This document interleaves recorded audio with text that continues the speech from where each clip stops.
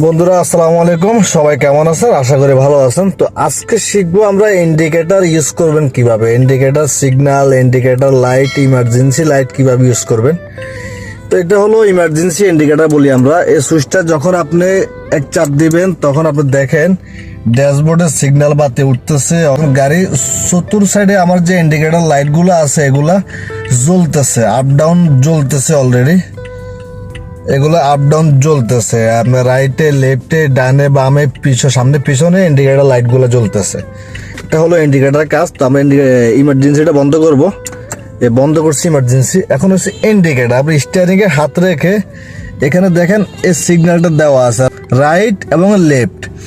তো রাইটে আমি ইন্ডিকেটর দিলে দেখেন স্টিয়ারিং এ হাত রেখে আঙ্গুল দিয়ে যে আঙ্গুল দিয়ে আপনি এই আঙ্গুলটা দিয়ে রাইটে চাপ দিবেন।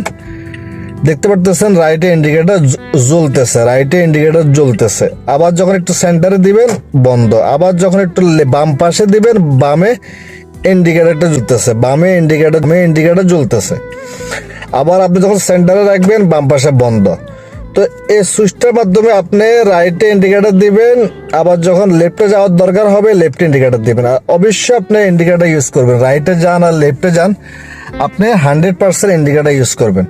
আর ইমার্জেন্সি কোনো অসুস্থ রোগী আছে, আপনি ইমার্জেন্সি যাওয়ার যদি বেশি ইম্পর্টেন্ট হয় ইমার্জেন্সি, তাহলে আপনি এই ইমার্জেন্সিটা ইউজ করবেন।